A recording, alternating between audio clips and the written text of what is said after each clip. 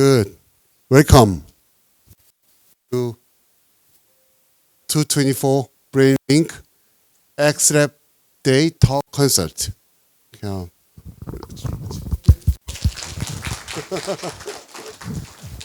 So we've been staying in the Busan with the this BrainLink XLab Day, and then we actually gather several our distinguished guests and many young people, postdoc students. We stay at the same hotel in the Grand Joseon in the Haeundae beach, and then we stay for last 3 days. We work about many things about art, science, and also how to be successful, how to collaborate, and then we exchange our information each other. So we're good friends now. With that spirit, we just moved to Seoul. So this event is for the public. The YouTube is right now recording now. There will be on the YouTube, and also any people. Maybe there are some people who only from the press release, they might be here. So I hopefully you guys enjoy and also learn something about that. You also have a chance to ask whatever, even the level of the undergraduate or even the high school. Today, if you have any issue, you can actually discuss about it. Anyway, thank you so much to come. My name is Kwanu Shin. I'm the moderator. I will introduce my people, and also I introduce the guest, and also leading the group. Next 2 hours. So the whole thing is 2 hours, and there is a coffee break in the middle. So please stay and also enjoy our talk concert, please. So we're gonna starting with this event is supported by the Korean Society Federations of Science and Technologies, and then they give a lot of effort to make these things happen. So I'd like to see their introduction movie file, and then let's see it together.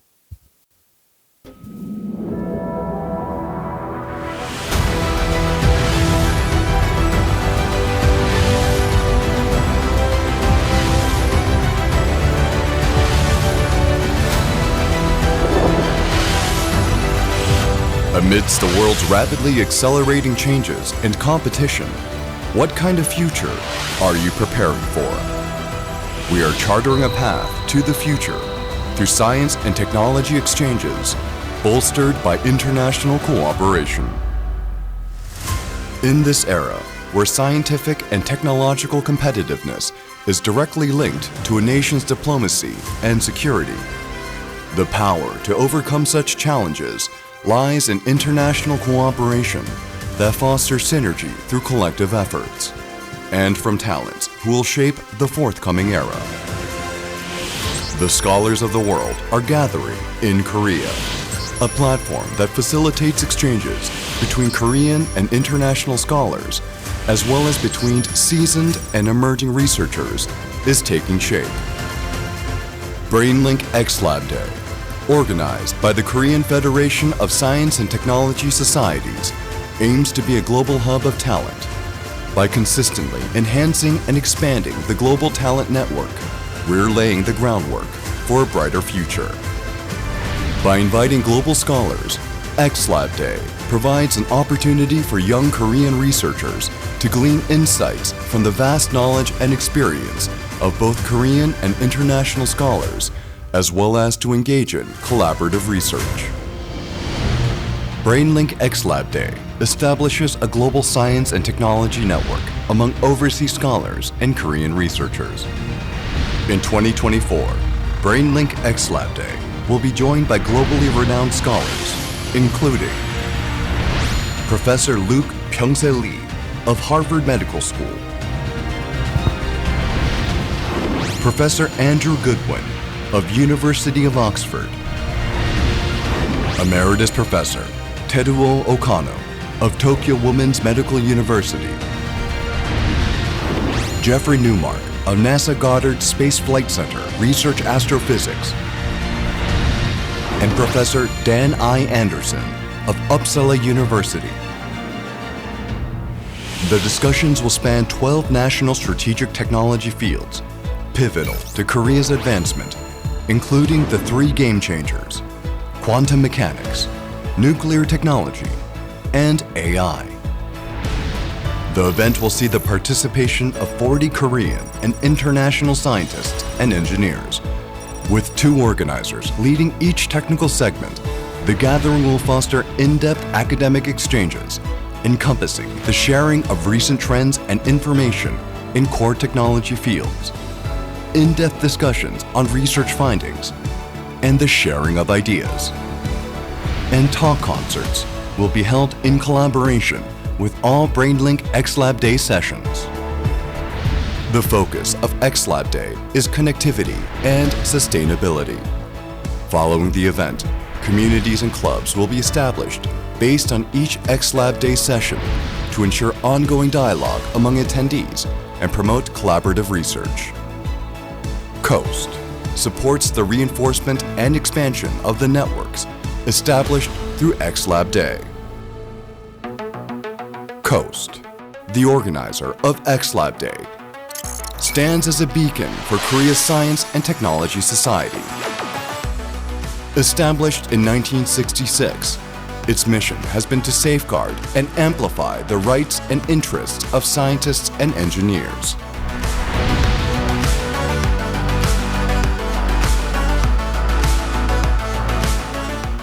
Our endeavors extend to enhancing the public's grasp of science and technology and furthering its development through comprehensive policy research, planning, surveys, and consultations.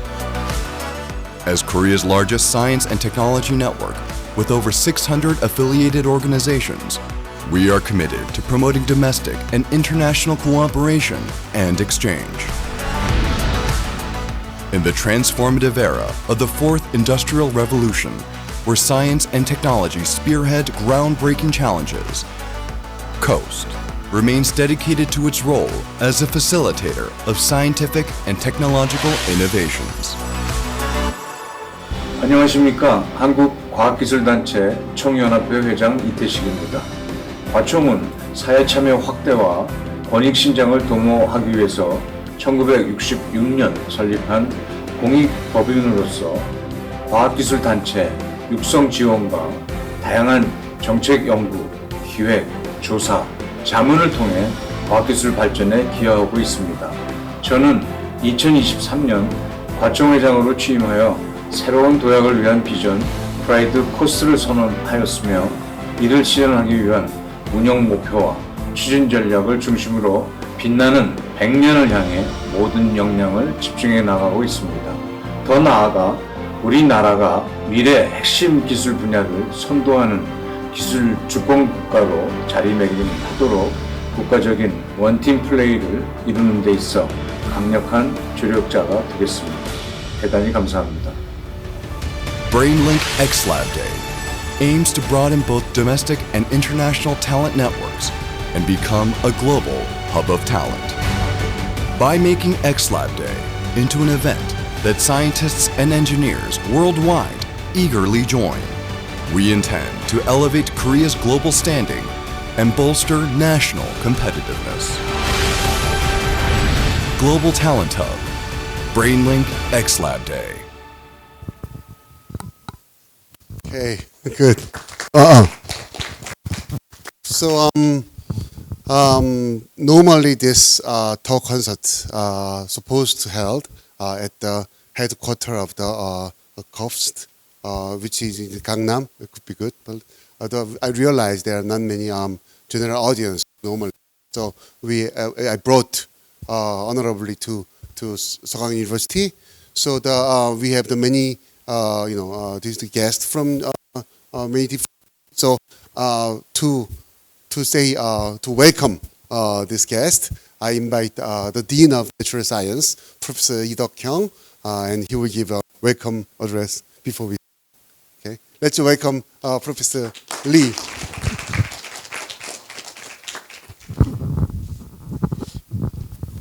I apologize that I'm going to use Korean. Okay. 여기요? 예, 안녕하십니까. 방금 소개받은 이덕형입니다. 오늘 과총 주최로 미국, 중국, 일본의 훌륭한 연구자들이 모여서 여기 나와 있는 Building Life from Scratch, Artificial Cells, Tissues and Organs de Novo 주제로 톡 콘서트를 서강대학교에서 개최하게 돼서 대단히 감사하게 생각을 합니다. 오늘 행사에는 중국에서 하얼빈 공대 생물화학학과장이신 한 교수님 오셨고요. 그 다음에 동경공대 연구소장이신 마츠우라 교수님이 쪽에 계시고요. 그 다음에 도쿄 동경대에서 순시 고야마 교수님 여기 계시고, 그 다음에 하버드에서 그 파커 교수님 여기 와 계십니다. 이분들은 이미 부산에서 젊은 학생들과 몇 시간 행사를 하셨다고 합니다. 그리고 이제 마지막으로 서강대학교 학생들을 만나기 위해서 오신 것이기에 더욱 감사한 마음으로 경청해 주셨으면 좋겠습니다. 다시 한번 이 자리에 계신 모든 분들을 환영하면서 뜻깊은 행사와 좋은 결과가 있기를 기대하겠습니다. 고맙습니다. So he formally welcome all the guests, everybody. So the program will be following. We're supposed to have six guests. They each of them going to be essence of their science, or is a little more easier version of what they actually do in the 15 minute. But since the first speaker, the Chen-Li Liu, he actually has go back to China yesterday because of he become new president of his institute. So he suddenly fly back. So without him, I'm gonna do little time to introduce my guest today, and then instead of the sitting in front, you guys sit, the guests sitting your sitting. But after every single one finish your talk, let's sit together in the front, back, and then we get some discussion with the student. Is that okay? Okay, all right. So, okay, so this topic has been processed, been planned with me and also my few organized friends, and then we discussed about it. This is about the BrainLink. So the many different topic, interdisciplinary topic, how we can combine to make it fun. So actually, we make the artificial cell and organ. It's very hard to combine these two because this is totally different scales. I mean, Professor Parker will also have some discussion yesterday, but the cell itself has from the molecule to cell or from the molecule to organ or part. Whole thing is so much different scales, magnitude. But how we can make the share idea and thought. So we actually have a distinct guest each different field, and we combine these two. So artificial cell actually begin with the many of the cellular component with the easily speaking from the DNA, genes, or proteins, or many small organelles, and those parts is surrounded by the liposomes, membrane system. So they somehow combining and then orchestrated by the natural law, and they go to the make the single unit of the life.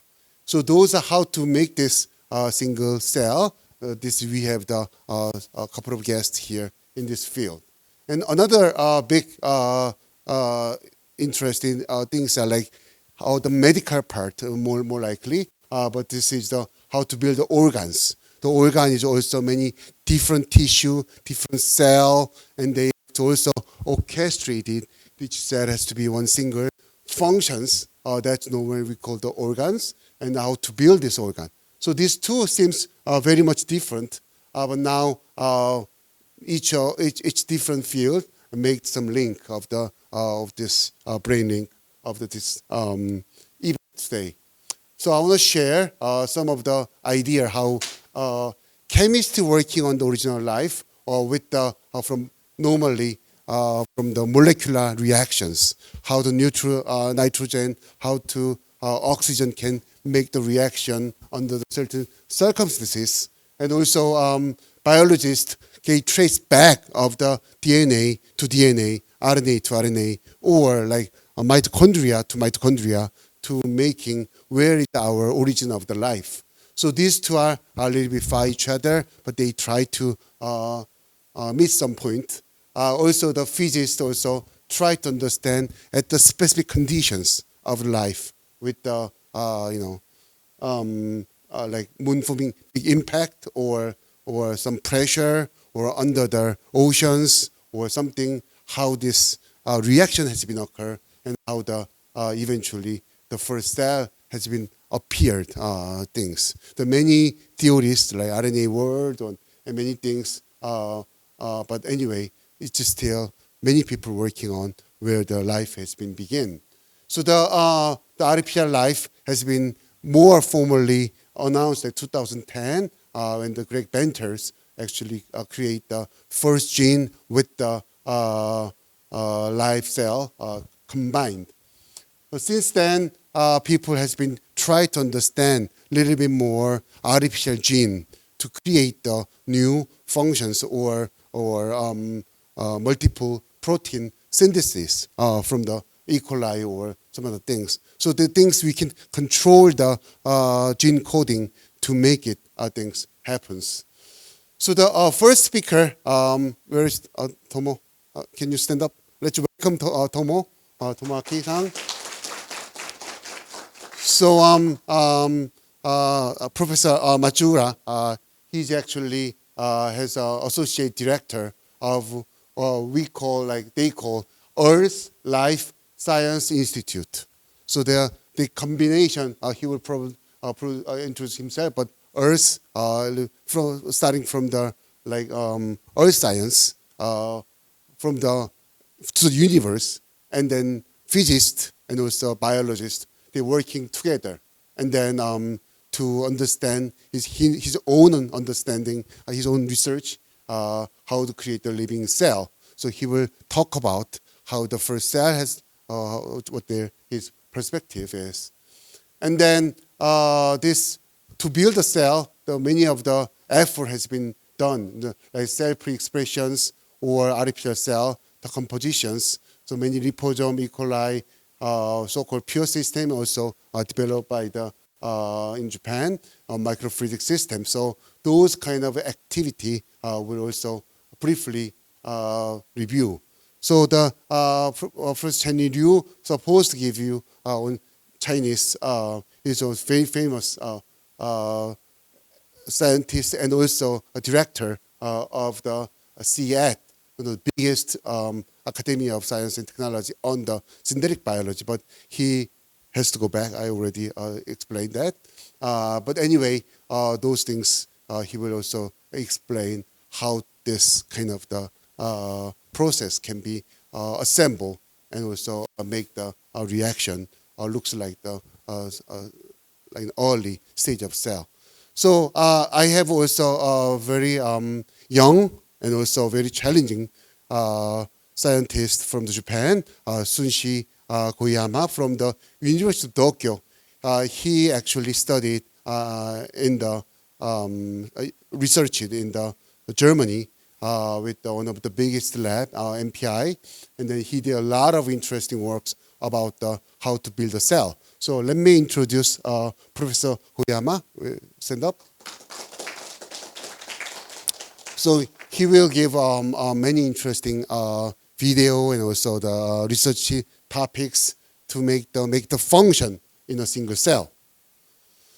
So the like this protocell, like the early of cell is going to the little bit it's more move on with his research, but also the how we can make the build a scratch from the bottom to top, and then this like artificial cell. Also myself is doing a lot of works, but doing the synthetic biology and real biology. This is a middle, some in the middle. Make the model, not only model, explain all this sequence of the reactions together. So I'd like to introduce also Xiaojun Han from the Harvard Institute of Technology. He actually he's also the chairman of the department of the chemistry, and also he's doing a lot of interesting works to make the reaction. This is one of the his highlight research, very recent research, create the amino acid in the single liposome or cell divisions. So let me introduce Professor Han. So he will also share his thought about how to build a cell, how to make the functions, and how to make the very interesting reason works in a little more easier languages for other people. Anyway, to making this synthetic cell is not easy. There are a lot of effort to create the energy generations and also catabolism, anabolism to eventually create the protein system. So this is our group works, but anyway, making the light transfer the energy and synthesize the protein as well. So this was the pretty several years ago our lab. This is the first cell in a single liposomes creating polymerization only from the photosynthesis through the light. So this was our initiation of our connection with all these people. We learn, I have the people work together. Now, it's quite jump to the cell to organ level, because not only because of the this is the huge differences in the scale, but also it's totally different mind because of the we using the each of molecule as a building block, but organ is different. Organ is using the cell as the building block. So if you want to make the totally artificial organ, it's either make the from our perspective we cannot even make that, but organ is even more difficult. Maybe a totally different approach is needed, but it's still bottom-up approach. We're building one by one. It all can be shared.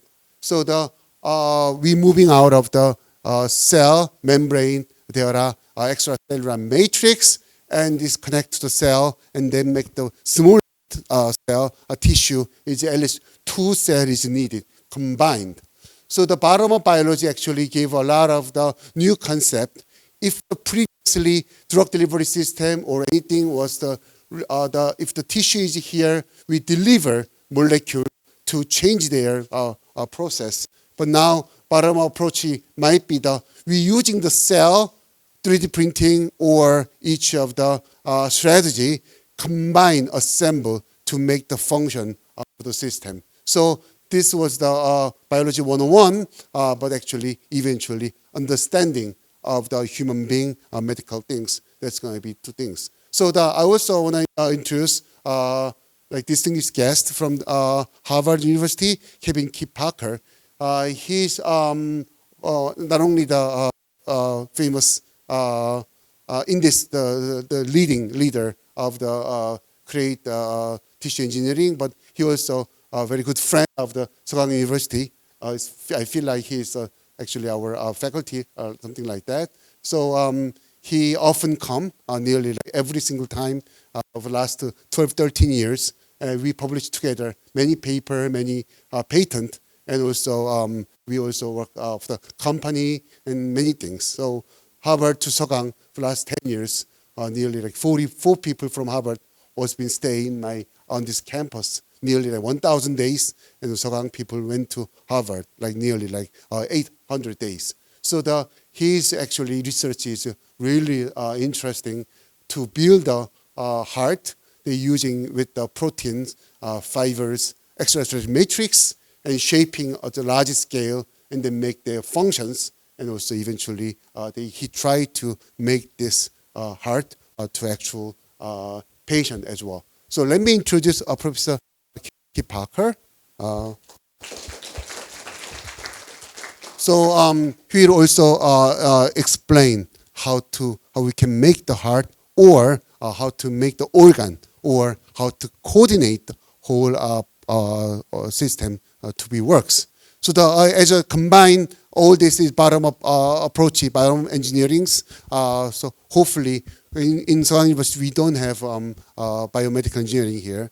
So hopefully I see some of chemistry people, I see some of the biology people, and also some of the guests from the other university, and also public general. So it will be fun to work together today. So we're gonna do the how to orchestrate it, all this each of effort, but you can do the same research. So this is the end of my introduction.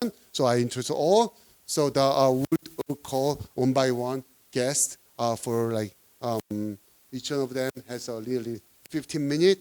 Keep Parker, you have 25 minutes. Rest of them, and at the very last moment, we'll come up together and we'll talk with people. Okay. So let's starting with the first speaker, Koyama from University of Tokyo. Let's welcome him. Great. Thank you very much. Yeah, thank you for kind introduction. I'm Shunji Koyama from the University of Tokyo. I would like to deeply appreciate for Korean Federation of Science and Technology, and especially Professor Shin for having me such an unusual opportunity to be here and to give a talk.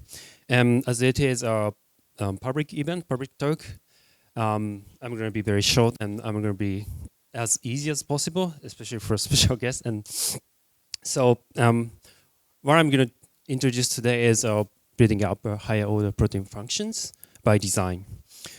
I'm going to talk about from the bottom-up perspective, what we can do now, and where are we now, and what can be done in the future. So, oops.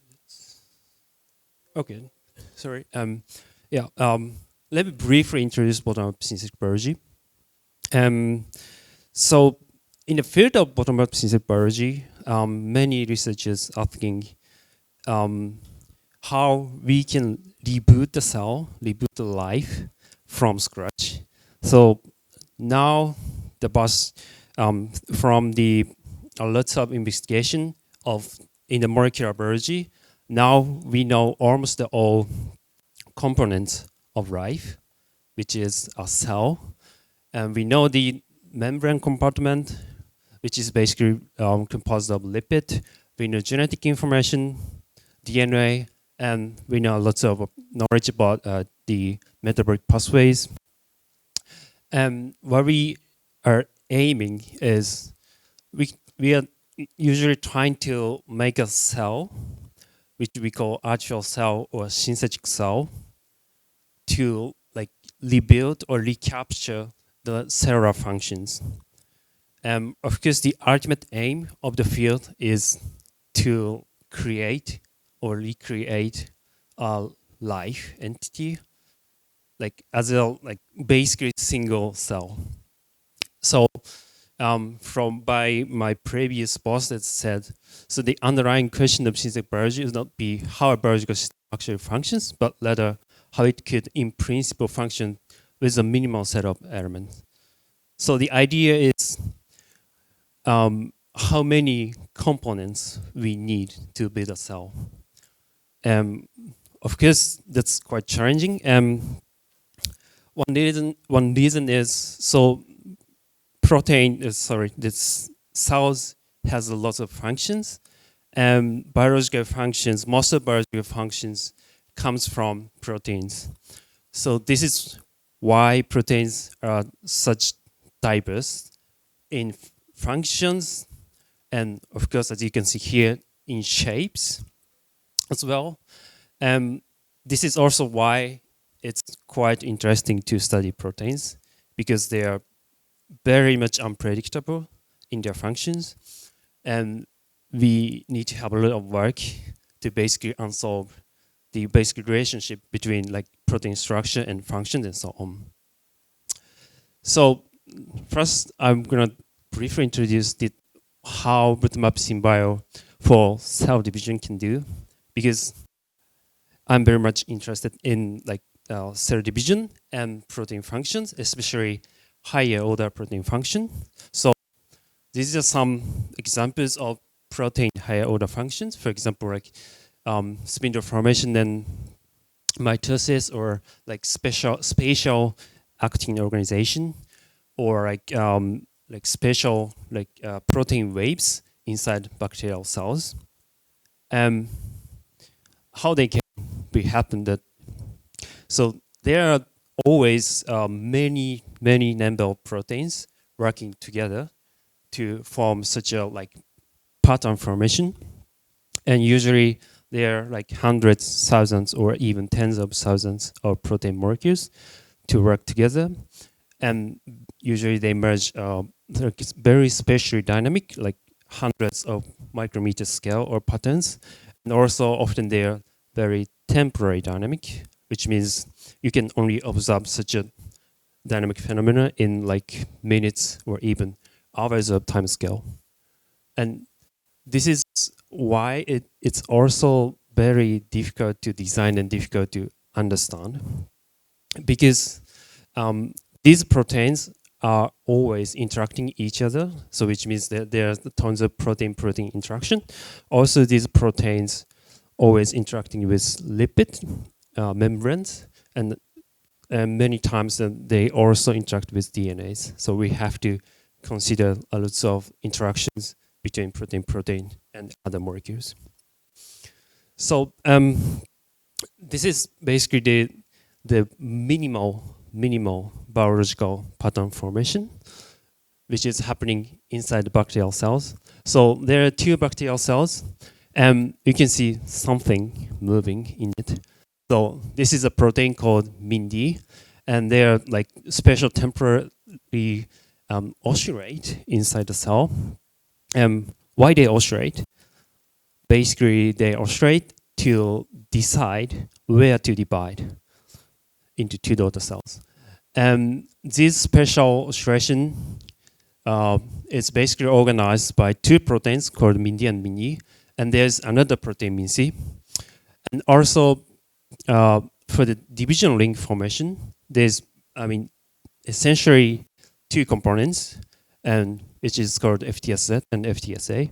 I'm not going into detail, but today I use these 5 proteins, and these are known as a like minimal components for bacterial cell division, just only for initiation of the cell division, not like full division, but to initiate, these 5 components are minimal. What we have been aiming is, okay, now we know the 5 components for cell division. We have membrane compartment, we have DNA, etc. So why not we're going to try to reconstitute or recreate such cell division phenomena by ourselves. That's the aim. So how we do that? We have either we purify protein and put them inside the artificial cell, or even we can express these proteins inside artificial cells. So this is basically done by pure system, which is a reconstituted cell-free expression system. So this system composed of all the essential transcription translation proteins from E. coli. You can basically put this pure system and your target DNA together in a test tube, and you can both synthesize your protein of interest. So that's basically the first example. So as I showed, these 2 MIND and MINE proteins are basically responsible for making a special temporal oscillation inside the cell. And these each like small dots, circles, are artificial cells, and they're inside there are already these MIND genes and also pure system. So what we're gonna do is just express these MIND and MINE proteins inside. You have to wait half an hour. If you look at them carefully, at some point you will realize something happening, right? That's basically the easiest demonstration how it works. So we expressed 2 proteins inside the artificial cells, and they are free functional, and therefore they can measure such a very dynamic waves in it. So on the other hand, as I introduced, there's a division link proteins, so-called FTSZ and FTSA. And this is also very important when we want to make a like artificial cell division. And also, so here's FTSZ molecule, which is already purified and put it in the artificial cells. And here we express the FTSA protein. And what we can see is, so as soon as we started expression, you see some very nice filaments or bundles inside the artificial cell membrane. So actually these FTSZ molecules are also functional, free functional inside the artificial cells. So that basically we can already make like subsystems, mean systems or FTSZ systems to try to achieve cell division. But here the problem is, so what mean system does is they try to condense this FTSZ filament into the middle of the cell in equal cells. But here, without mean system, so FTSZ is just distribute to the membrane like randomly, evenly. So we must need the mean system to condense them into the middle of the cell. So very long story short, finally we achieved to basically put everything together into one reaction. So we, as I said, there are 5 essential proteins. We put all the 5 genes, essential genes, inside the artificial cell and then express. So that's a movie. In the beginning, you don't even see anything because there's no fluorescence from the proteins, but now we can gradually see the FTSZ filament. And yeah, maybe this is most noticeable, but after some time, mean waves started and the wave quickly reorganized the FTSZ filament to condense them in the middle of the cell.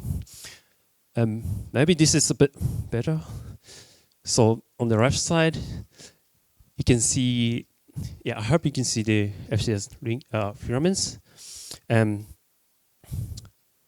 Yeah, now the main oscillation just begun, then they like instantly reorganize the FTSZ filament into a ring shape in the middle of the cell. And even you can see some sort of the necking or like constriction by FTSZ molecule, which means this FTSZ link even trying to constrict to divide the artificial cell. But so far, we haven't achieved that full division by FTSZ. But yeah, I'm just gonna skip this. But so there are some more trials to how to reach the full division. And for example, here we combine this FTSZ link system with the membrane growth, and now we can see like the mean oscillation is coupled with the growth of the membrane. Maybe less noticeable, but this is just a picture of that. But so basically on the top, this is the mother vesicle, artificial cell, and you can see the really expanded part of the cell, which is kind of daughter cell, and basically growing from the mother part, and it's almost closing the gap, like to divide. But that's the best we have so far. So the question is, are we really getting there? Are we really achieving to fully divide the synthetic cell, artificial cell? I hope maybe yes. Of course, more work will need to be done, but we are like gradually reaching that point. Okay, so in the next part, I will also briefly introduce AI protein design for synthetic cells. As already we know, AI protein design, has just been like amazingly developed in the last couple of years. So what protein design can do now is they can design like some higher order functions, as I showed already. and also they can design membrane proteins. Also, it can basically fine-tune or customize of your protein of interest to get the better temperature, pH, salt, ion, or substrate responsibility. That's what you can do with the protein design now. And from the bottom-up synthetic biology, what we can do is, so we can give a very nice membrane scaffold as a compartment. Also, we can easily compartmentalize these protein molecules or even DNAs into each artificial cells. And also, as I already showed, that cell-free expression is a very, very useful tool to de novo express these AI designed proteins. So here, what we have done is we named it iCube screening for higher order functions because we are pretty much interested in protein higher order function. I teamed up with a student in my previous group. What we essentially did is, so I talked about mean protein, and we took one of the mean protein from E. coli and put the homologous sequences in the AI to learn from the homologous sequences, and then tell it, okay, now let's make a completely de novo proteins of this mini gene. Later, we did all the in silico and in vitro and also in vivo screening to basically find out really functional proteins out of 4,000 candidate proteins. And the ultimate aim was to fully functionally substitute the E. coli gene in E. coli, this in the cells, by artificial designed one. So yeah, I'll be very quick. We used one of the not machine learning model, but one of the very simple language model. Not like ChatGPT, of course, much 100 times, 1,000 times simpler model. But we use the sequence generator to basically design the completely new sequence, which are not existing in nature. And then we predicted the structure of those predicted generated sequence in AlphaFold. These are a couple of examples. On the left side there, these are all natural homologs of this mean protein. And the right-hand side is the synthetically redesigned or regenerated proteins, mini proteins by AI. They are more or less okay, look similar to the wild type, but sometimes we see completely different structure. Basically, this is why we still need to test them, experimentally validate them after the prediction. So still, AI prediction is not 100% accurate always. So the success rate is still very low. So this is why we did the in silico screening in vitro, in vivo as well later. But for in silico screening, we predicted structure and we get some sort of scores from AlphaFold prediction, which is called PAE, and also we get the hydrophobic score, solubility score of the proteins to basically score all of the candidate sequences. And then we basically scale down from the 4,000 sequences to in the end 48 candidate sequence to experimentally test them. Now we did the in vitro screening where this, as I also mentioned, that we used pure system as well. So we used the cell-free expression to express all the designed protein in vitro, and then put them inside the artificial cells to check if such a dynamic mean waves can occur or not. It is kind of very easy screening. If you see the dynamic waves, it works. If it doesn't, it doesn't. That's it. After the in vitro screening, we found more or less 15 successful sequences. And then we finally checked in vivo screening, where, as I said, we tried to substitute this gene in equine cell. The result is we successfully found one variant sequence, which is good B25, and can really make nice mean waves inside the equine cells without any help of wild type proteins. For example, the other variant V5 can also make a special oscillation, but there are some division defect cells. So this is not fully functional, and also sometimes you can see like super elongated, which is also the result of the cell division defect. So that's basically it. And we checked their functionality, and basically what we concluded is, E kind of completely free substitute the wild type gene in vivo, and this is basically the first time the AI designed gene can substitute the gene in vivo and in nature. Okay, sorry, maybe I'm already too much time, so that's it. Thank you very much. Yeah, sure. Hey, thank you, Huyama. Many people may not have fully understanding, but once you build the liposome is really symmetric and very strong, much stable than what you think. But in order to make artificially separate by half, life normally make the half very easily. Like if you cell division, make the half and half, right?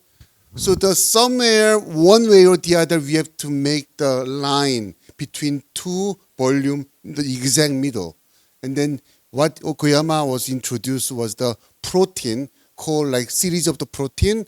They define the cell, even the liposome position, exactly middle. And then they start to separate. The first part was that. Second part was that is those kind of functional design can be fully designed by the AI as well. And then he's showing that it actually works. This is beautiful works, and also maybe someone who is not in the field, maybe it's hard, but was really nice. So let's thanks to speaker again. So next speaker is Matsura, Professor Matsura. He gave a little more, also easier languages, so we can share a little bit further. But anyway, he will give you a little more background of the whole origin of life.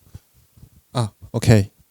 Hello. I'm Tomo from Institute of Science Tokyo. Previously it was Tokyo Institute of Technology. We changed the name since October.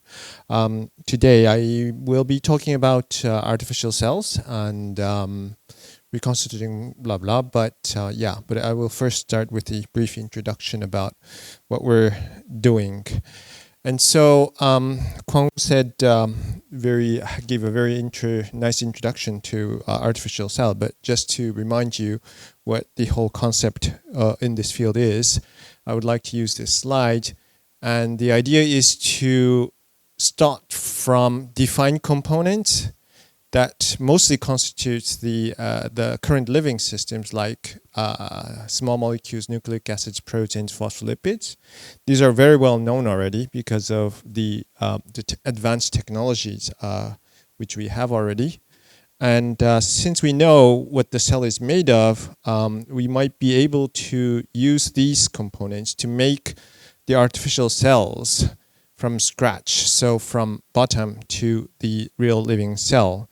And we've been working on synthesizing so-called an artificial cell, which has an ability to produce protein inside, and that is also encapsulated with so-called a lipid bilayer, and that can also interact with the outer environment through a protein called membrane proteins.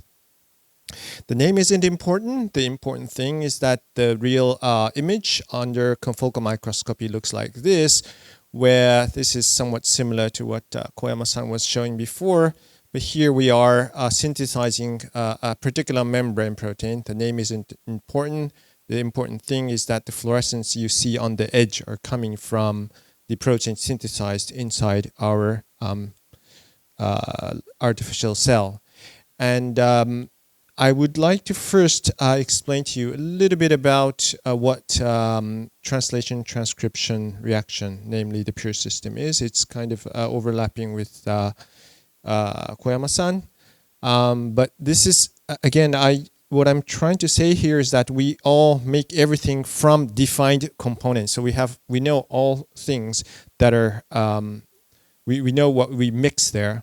And one of the important finding or the development by the group of U Tokyo, Shimizu-san, now at RIKEN, was that he was able to reconstitute the protein translation machinery in a test tube. And so this was made of around 69 components. And by using that, actually we've been working a lot on optimizing this pure system because it's a test tube protein synthesis machinery. And we were able to make, for example, GFP to this level. And so that was okay. And now we also gave the recipe to the market. And now it's available from some companies. And we encapsulate this kind of protein synthesis machinery inside the artificial cell, where we see the protein synthesis of GFP. And this is a time course of GFP synthesis, GFP concentration versus time, and we see that clearly that GFP is synthesized. Now, so far it looks a little bit like a cell, meaning that it does synthesize protein in the cell and it is micrometer size and so on. But the thing is that the current living cell or the many of the living systems are very different, as you might know, and I will explain what the very important regulator, what makes the difference between artificial cells which we make and the natural cells. So the largest difference is the regulation. For example, this is a very simple mechanism called activator, where the gene Y is under the control of X binding site, and here the molecule called the RNA polymerase will come. But here, if there's nothing bound, the proteins will not be expressed. But once a component X star comes to this activator binding site, then the the polymerase will be recruited, and finally the protein Y will get expressed. So in this way, and this X star comes from the binding of X to SX, and SX is what you can call as kind of an environmental factor. So to summarize what I'm talking about is shown in this plot. This is time versus the protein concentration in the cell. So this is SX, like an environmental factor. It can be temperature, it can be chemicals, whatever. If the environmental change has occurred, then the protein expression of protein Y will be induced. And if it's switched off, it will stop, and then it will go on and off again. And in this way, the protein translation is switched on and off. Now, if what the result I showed you before is that simply the protein synthesis is just on and then it just goes. So the real living cell right now has a very highly sophisticated regulation system, but it is yet not easy for an artificial cell to do this kind of on and off switching. And so more roughly speaking, for example, let's say this is time versus this is an environmental factor, where our environment is constantly changing. Here, the sun comes up and goes down. And it can be also other things like chemical component X. The concentration is going up and down, or it could be pH, lights, or whatever. And this kind of oscillation is really the driving force of the dynamics of the living system. But the current cell really cannot respond to this kind of environmental oscillation. So the first question we want to address is how can we modify the artificial cell so that it looks more real, meaning that it will respond to environmental oscillation. And the second question we wanted to address is, okay, how can an artificial cell can be assembled by using this kind of environmental oscillation? And the second part is, first part is more engineering, and second part is more like an origins of life scenario.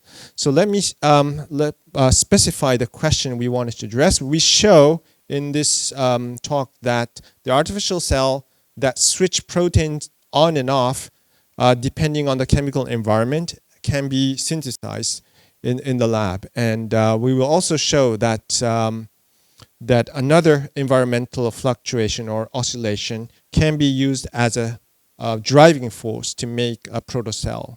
And so let me start with the first one. And the trick we incorporated is the aptamer, is using an aptamer. So maybe if you're not familiar with it, aptamer is a natural is an RNA sequence that recognizes some particular compounds. And this paper is a pretty old one, but this is a naturally occurring aptamer RNA sequence that binds to guanine. But nowadays, using a technique called SELEX, we are able to synthesize or create aptamer that binds to a given chemical compounds. And this is the work which we published some years ago, where we used histamine, where we first created a histamine binding aptamer. But these aptamers can be explored to bind many different chemicals, like some drugs like SPT something, and it can also bind to something else and blah blah. And one of our researcher in my group, Fukunaga-san, has been working on creating new aptamers. And by using these RNAs and aptamers, we will try to install the function so that the artificial cell can change its behavior depending on the environment conditions. So I will gonna explain you how it really works. So first of all, here's the RNA sequence that is it's a bit too close and very difficult to see, which looks like this, where the ribosome cannot bind, but once this chemical comes, this blue region where the ribosome binding site, it's a brown place. So this brown place will be open, and the ribosome can start bind and do the protein synthesis. So we were able to design an RNA sequence which will induce this kind of conformational change upon the binding to a certain chemical. And we did similar things with another chemical. It's called theophylline. And this is the experimental data where we did the expression in the test tube. And here we're showing the expression of GFP, and here's the riboswitch sequence or the aptamer sequence, whatever you want to call. But here, without the ligand, there's no GFP expression. When we add ASP2905, there's a strong expression, and if you add other chemicals, there's nothing. And with this sequence, it's the other way around. ASP something doesn't do anything, but theophylline, you get a really strong signal. Now, what can we do with this? So I will tell you that this is can be used to allow the artificial cells to respond to chemicals outside. So what we did is that we first prepared an artificial cell with a pure system inside that has the GFP encoding DNA with the riboswitch the upstream, and added SP something, this chemicals. And you see that the GFP will get expressed if the compound is present all the time. But you can see here on, off, on, and that is showing the presence of that this chemical is there. And here we remove these chemicals from the outside of the cell. And then now you can clearly see that the expression of GFP is terminated and now reinitiated by having the chemicals again. So by having on, off, and off, or plus, minus, plus chemicals, the expression of proteins can be regulated. And that can be done in the same way with the theophylline responsive riboswitch. So these two artificial cells do respond to the oscillation of of the environment, namely the chemical composition outside. And we can do a little bit more complicated thing, like for example, having two genes in there and just switch on. We assume that this artificial cell has two genes. We can switch on one gene and switch off at the same time. And we can independently regulate the expression of protein inside. So this kind of completely artificial system can be made to allow the artificial cells to really respond to the environmental oscillation. So that is the first part, and I'll just, because I'm probably running out of time, I'll try to go very quick. And now I will try to address how the environmental oscillation can affect the artificial cell assembly. And so the question is that our hypothesis is that we think that biological molecules were there through some prebiotic chemistry, but in some way or another, it turned out to become a cell, like which we see right now. But of course, how this happened, we don't know. But of course, we need energy. I mean, this kind of process is consuming a lot of entropy, and therefore we need energy. And the energy must come from the environment. If it's an equilibrium, nothing happens. So where's the source of energy? It's from the environment and the environmental oscillation. So in order to really understand whether these molecules can be assembled into a more complex system, we subjected the DNA and the vesicle into so-called a freeze-thaw cycle. And so simply, this is -30. We start from like 10 degrees. We freeze the sample and thaw and repeat this multiple times. And for instance, here we use the DNA. And if you just incubate it, the 2K and 3K one, we don't see any binding. But if we have two DNA and subject it to this freeze-thaw cycle, we start seeing a long DNA. And to make the long story very short, this kind of freeze-thaw cycle was very, very effective in hybridizing two of the DNA to a much longer one. And so the current genome, which is the smallest genome, is around 500 kilobase pair.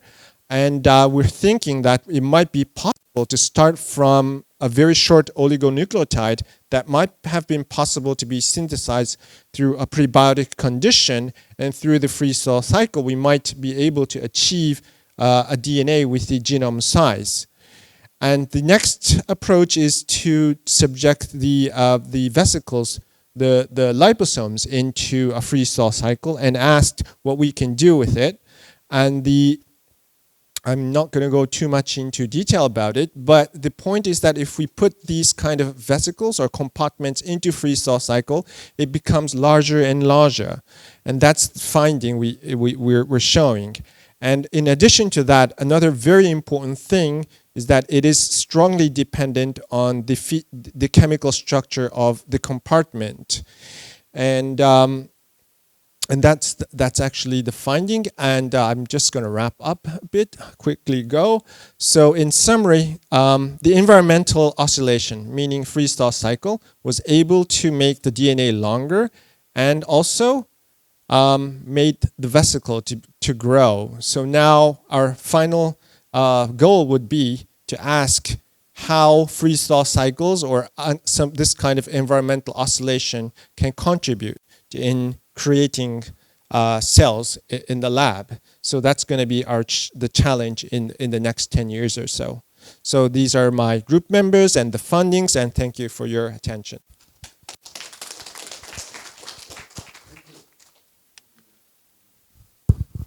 So if you imagine there, DNA can be synthesized for a while, and then that's what like transcription can be done.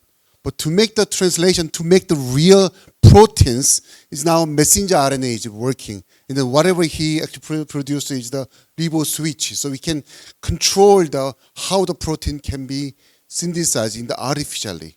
That was the first part. Second part is like even if you have everything good things there, you have to assemble in a single liposome and then make the, it's not natural come out. Things happen and environment and the existing system. Then he is actually showing one of the great example they can come together. So the his talk is continue for the artificial cell. Let's thanks to the speaker again. So we're gonna have a little short break. So I mean little bit lessen the pressure. And then do we have coffee as well here? Coffee break? Huh? 있어요? Oh. And then not too long, but like 10 minutes later, we'll come back and we'll do more exciting. We'll come ready, so we'll continue our consult. Well, let's take a break for 10 minutes. Thanks, guys.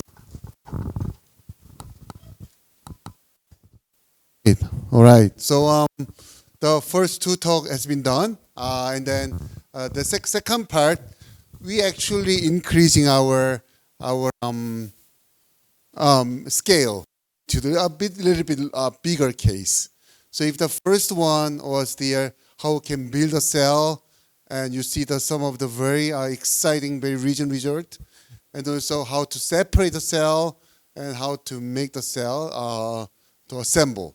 So next two talks are a little bit more over the single cell level.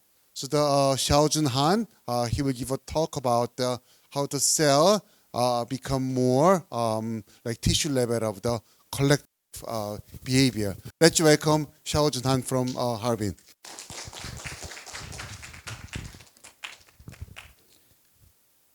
Okay, thank you very much for the introduction. So the title of my talk is Cross the Artificial Level and the Tissue Level in my talk. So basically, this field is trying those two questions. In 2021, the Science magazine released new version of 125 very important scientific questions. So there are two questions. Artificially synthesized.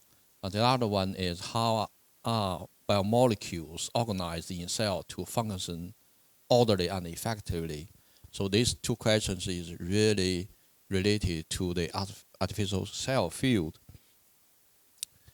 So in order to build an artificial cell from the scratch, so we need to know the characterizations of the cell. So the cell is compartmentalized structures where there's a cell membrane to separate the interior of a cell from the exterior. So, and the cell also can communicate with the environment to do energy and mass communication. Following that, the metabolic reactions, the cell grows and finally division to reproduction. So in my group, we focus on these phospholipid molecules for a long time. So this molecule is an amphiphile molecules, which means in the aqueous solution, this molecule can assemble into these vesicle structures. So then we are able to encapsulate enzyme, DNA, proteins, biomolecules inside these vesicles to function, to investigate the cell function and structures. We further using a magnetic field to assemble those artificial cells into these aggregates, try to enable them to have some tissue functions. So that's the outline of my talk. I go start from proto-organelles. So in this work, we developed a method to construct a non-spherical proto-organelle. So what we did is we dissolve phospholipid in ethanol aqueous mixture solutions. You know, phospholipid, if we dissolve that into an aqueous solution, they form sphere structures, which mean vesicle structures. However, if we change the solution to ethanol aqueous solution, the phospholipid will resemble like this disc-like structure, so we are able to control the thickness of the disc. So afterwards, we replaced solvent with pure water. Then the phospholipid disc will expand like a spring to these system stack-like structures, which is like granular in chloroplast. So we then synthesize two quantum dots. One is green, the other is red. When embedded into the structure, upon light shining, saw the fret phenomena, which is kind of like harvesting function mimicry of granular. Using the same protocol, but we added more charged lipid in a phospholipid disc. So once we move to those discs into aqueous solution, we found those helical structures with a micrometer size using a phospholipid. So that's a very interesting phenomena. And in nature, the helical motif does exist in the ER. For the energy supply is also very important for artificial cells. So I try to mimic a metabolic pathway. The very important metabolic pathway is this glycolysis pathway. So normally this glycolysis pathway involved 10 enzymes, but in archaea there are only 3 enzymes involved. Therefore, we choose these 3 enzymes to build this glycolysis pathway. So we then using a gene engineering technique to obtain those 3 enzymes. So those are the gel images to confirm we obtain those 3 enzymes. And also we optimize their pH and temperature conditions. We also work out their Vmax Km values. It's showing they're okay. Then we encapsulate those 3 enzymes into vesicle structures. During the first step, NADH molecule were produced, and NADH molecules emit blue light. It's a fluorescence molecules. In this case, we are able to see the reaction using a fluorescent microscope by observing the light intensity. So that's the blue light intensity as function of time. We see the light intensity gradually increase and level off after a certain period of time. But this only confirmed the first step reaction happened. But the glycolysis pathway is converting glucose to pyruvate. So therefore, we need to confirm the pyruvate production inside these artificial cells that we then using HPLC technique to measure the pyruvate as function of time. So that's confirmed those glycolysis pathway was successfully reconstituted in this artificial cell. And pyruvate can trigger mitochondria to produce ATP molecule. And ATP can trigger actin monomer to form actin filaments. So we then purified mitochondria from a cell. Those are the mitochondria by a SEM image. So we then add pyruvate into those mitochondria solution. We see ATP were produced as function of time, but this disappeared by the consumption of those mitochondria. But once we add pyruvate again, that's increased again. We can do few cycles. We confirm the mitochondria are alive. We then encapsulate those mitochondria inside these vesicles. So those right blinking dots are mitochondria, which are labeled by red eye. We then using myelin to form a pore in the lipid bilayer. Now we add the pyruvate from outside the artificial cell. The pyruvate can enter the artificial cell to trigger mitochondria to produce ATP. ATP trigger actin monomer to form the actin filaments. We can do it stepwise way with the pyruvate addition, the actin filaments become more and more. We then introduce another polymer. This is methylcellulose. So there is a very well-known phenomenon. It's called crowding effect. So with the addition of methylcellulose inside this artificial cell, in this case, the actin filament didn't form the filament inside the lumen. Rather than that, they form actin filament just adjacent to the inner lipid bilayer. Therefore, to deform the vesicle from this round shape to this flat shape, we're then using laser to depolymerize those actin filaments, that the shape back to the round shape. So those are the video of one. We also will line those vesicles. This is 4 artificial cells. They can contract and expand simultaneously like a muscle tissue. So division is very important to distinguish the life and non-life. So we did some work with division. So this work showing we using osmotic pressure, we can deform a vesicle to form these vesicle-to-vesicle structures. We are able to encapsulate DNA molecule inside this inner vesicle. Now we also using osmotic pressure to finely tune and trigger the splitting like cell. So this image. This is the data of the time sequence of the division. This is our recent work. We mimic the DNA molecule segregation and followed by division, and also we're using Pew system to express the gene inside these daughter cells. So what we did is we introduced the PAR system with PAR. This represents PAM, this is PAR. That's a PAR-C together with gene sequence. So we encapsulate those molecules inside the artificial cells. While we introduce ATP molecules, ATP molecule trigger the PAM to form these filaments. And PAR protein can combine PAR-C sequence and PAM filaments. Therefore, with the filament formation, then these 2 plasmid was pulled to the polar area of these artificial cells.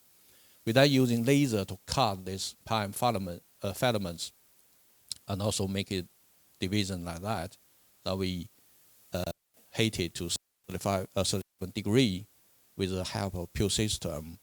In this case, the gene is, so EGIP was expressed to protein.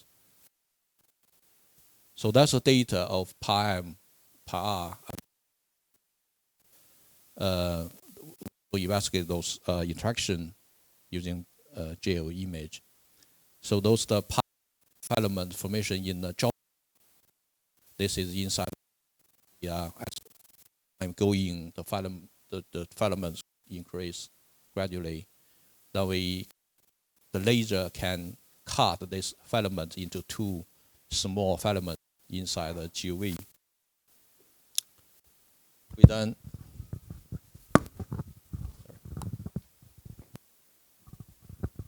so it seems everything is ready. Then we added this plasmid, this green dots represent plasmid.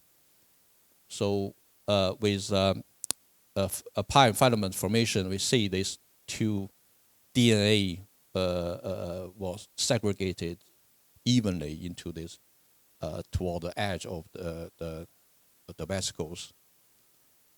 So then we using laser to cut these filaments and split these vesicles, and finally we saw this green fluorescent protein inside these daughter cells. So we sort of mimic the whole DNA segregation and protein expression procedures for bacteria. So we then try to collect all the artificial cells together to see whether they can perform like a tissue. So in this case, we introduced a phenomena which is called magneto-Archimedes effect. So in this case, So the magnetic material move to the strong magnetic field area. However, for diamagnetic material, will move to the weak field area. Cell and artificial cell are diamagnetic materials. Therefore, we need to create a non-homogeneous magnetic field, which will induce the vesicles or cells into a certain pattern in terms of the location.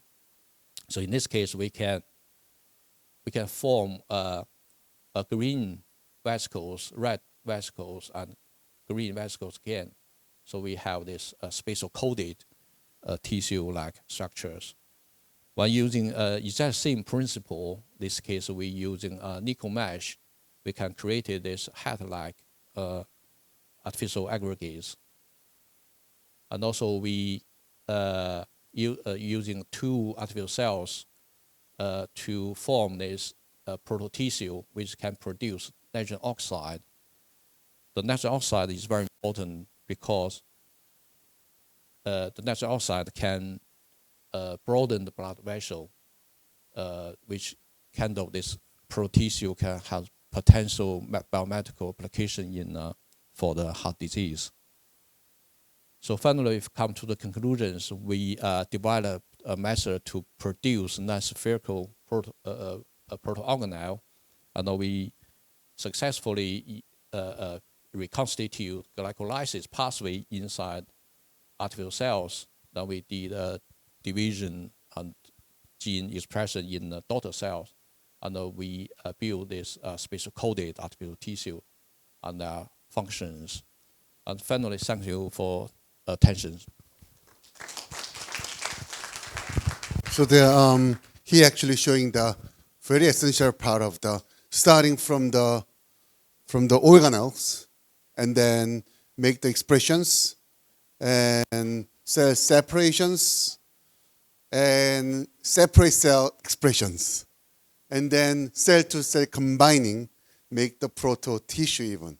So it was really the great scale up from the beginning to the end. So it was a great talk. Thank you so much, Xiaojun. Thanks again. So lastly, the last speaker, not the lastly, but the Professor Keith Parker from Harvard. He's gonna actually talk about a totally different level of the different trend of different magnitude, different way of the research. He's actually expert in the building of the organs. Organ is far beyond from the cell, from tissue to the actual function. So it was very strongly related to our body medical problem issue. He was showing some of the heart related issue, but mostly like the robotics, so like actual motion things of the whole like organism things kind of. So let's welcome Professor Keith Parker.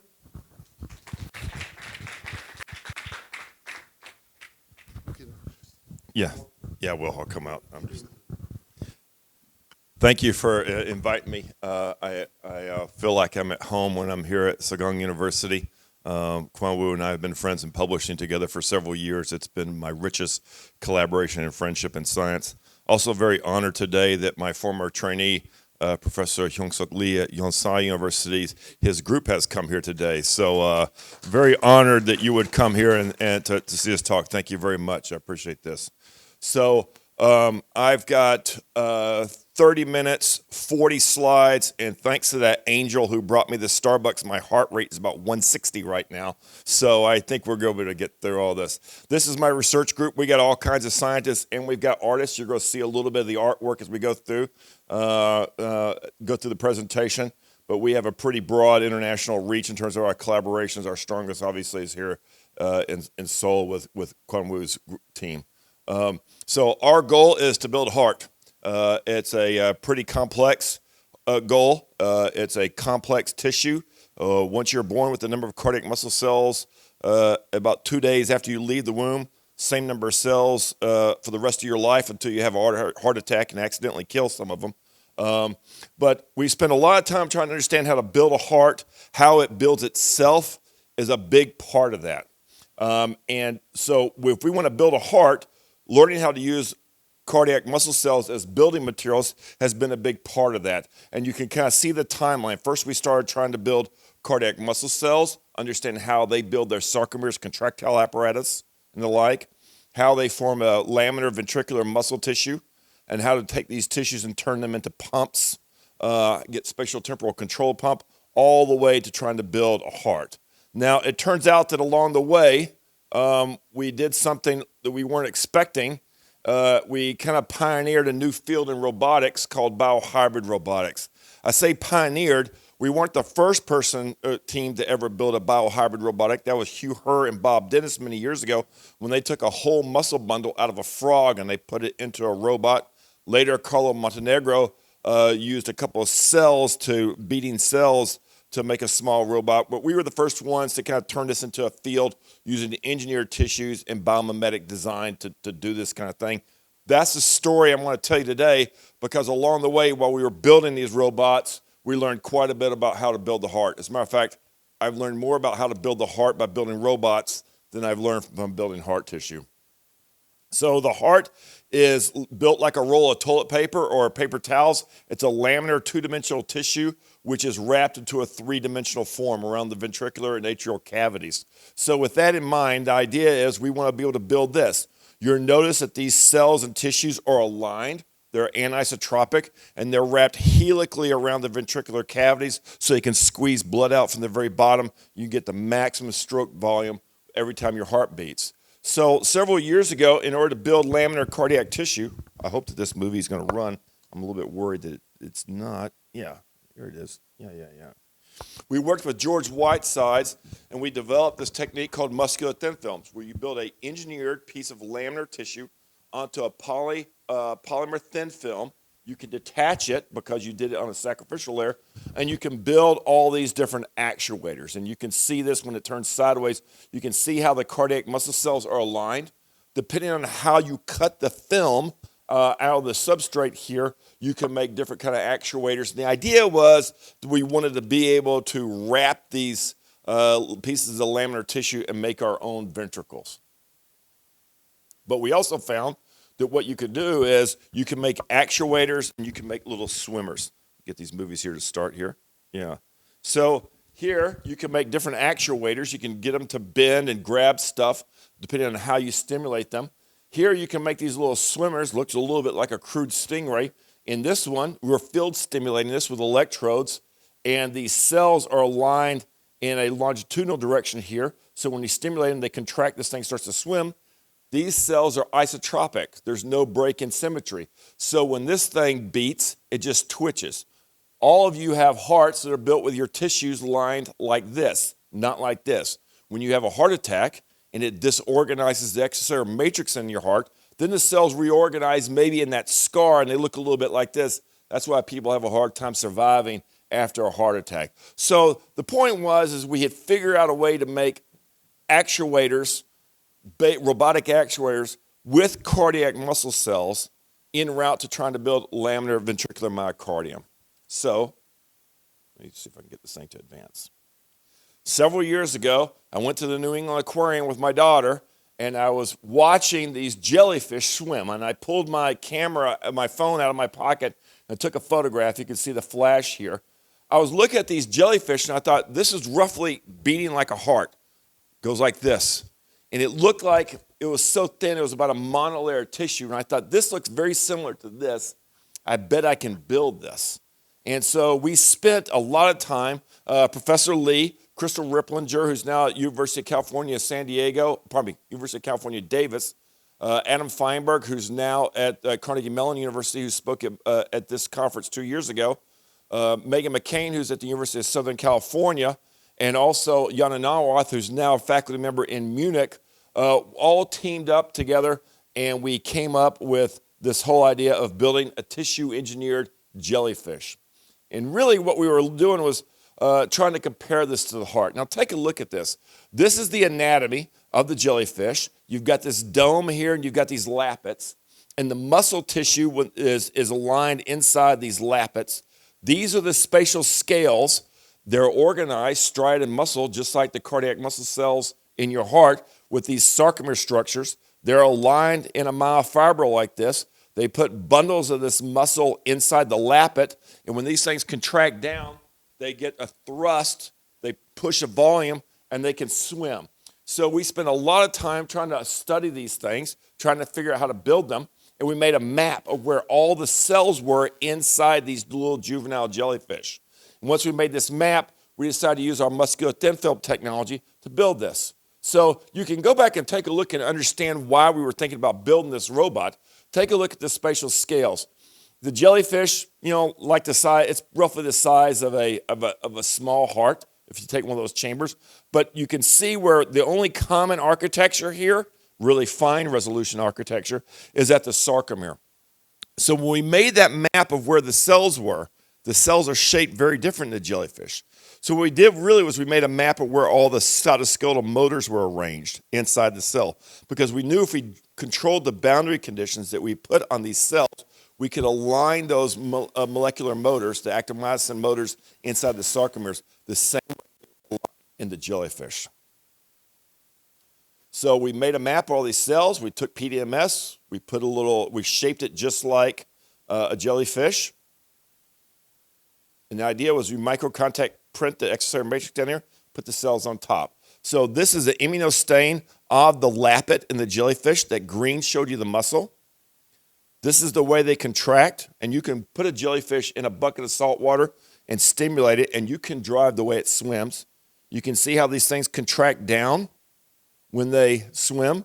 You can put little fluorescent particles in there, and you can see webbing in between these little arms, and you can get some idea as to what the thrust is. Now, this pumping function, their speed is equivalent in your heart to your ejection fraction, how much volume of blood you're pushing with each stroke. So we figured we could build these things. So we took a PDMS thin film. We patterned down the extracellular matrix. We knew it would coax the cells to do that. We took a rat apart. We took the heart cells out of the rat. We patterned them onto the PDMS thin film. If you zoom in close, you can see how these cells are still beating asynchronously. This is what we built when we stained the muscle cells. This is the jellyfish. Our architecture is pretty close. We just mimic the anatomy. Now, when I peel this thin film off of here and I start to stimulate, this thing will start to contract all these thin films that make up the lappets going all the way around here, and it'll start to swim away. So morphologically and functionally, it's a jellyfish. Genetically, it's a rat, because these are rat heart cells. So you can pace these things, and you can get these things to swim around all day long. Now, one of the things that we did was we had to understand the design. And here we found something very interesting. Let me make sure I can start these movies here for you. Yeah. So here's the natural jellyfish. These are different designs here. This was what we call the sieve design. And what we found was there are different efficiencies in pumping. If you change the shape of the jellyfish, sometimes it wouldn't pump as fast as if you had the right shape. We also found that these jellyfish would sometimes have arrhythmias. The action potential would propagate in a rotor up at the dome, and it wouldn't be able to pump. When you have an arrhythmia, when your action potentials go around in a circle, you'll have ventricular fibrillation, and you're going to die because you can't pump blood. So, and when they pump really hard, they throw a little bit of a vortex off the bottom, and that's what throws the food up towards their mouth, which is in the spout inside the dome. Well, when those sarcomeres are misaligned, when we build them wrong, they don't throw the vortexes up. When you have heart disease and your sarcomeres are misaligned, you don't have the same contractile strength during systole. So we realized that when we use these cardiac muscle cells to build this jellyfish, the same problems that we have with our heart that prevent our survival would also affect the survival of a jellyfish. And we saw this just with a model system. So that project went well. We published it in Nature Biotech, and we got the cover. That was pretty exciting for us. So I decided to take my daughter back to the New England Aquarium because that field trip looked like it was going to be good for their career. And they have this petting zoo at the New England Aquarium where you can pet a stingray. So she was reaching down in there. This is not the day we were there. She was reaching down in there and touching these things, and I started thinking about the muscle structure. And I thought to myself, it's roughly a two-dimensional muscle. I bet we could build that. So Sunjin Park was a postdoctoral, it was a graduate student at Stanford University with my friend Beth Pruitt. And he came to my lab to do a postdoc. I didn't tell him what the project we were going to do was before he came because I thought he would think I was crazy and he wouldn't come do a postdoc with me. But when he got there, I said, listen, what we're going to do is we're going to take a rat apart. We're going to build a stingray. We're going to guide it, make it laser guided. We're going to shine a little light and get it to follow around using optogenetics. We're going to publish it in Science, and we're going to get the cover. And Sunjin looked at me like I was crazy, but we did. So we built this thing, and what Sunjin realized over years was we couldn't replicate the musculature of the stingray the same way nature had done it. So Sunjin did something very interesting. Now, your heart, that laminar tissue that wraps around the ventricular cavities, is wrapped in a helical fashion. It's wrapped around the ventricular cavity. So he assumed then that the two-dimensional manifestation of that ventricular anatomy would be a serpentine function of the muscle, because what we wanted to do is we wanted to get this undulatory gait, very similar to what the stingray swims. So rather than just have a bunch of muscle aligned like this or aligned like that, he made a circular path of this muscle. Now take a look at this. When you take the rat apart and you used a little bit of thin film, polymer thin film, and then Johan Lund, who's now professor at Technical University of Denmark, got us to use gold here to simulate the skeleton of the stingray.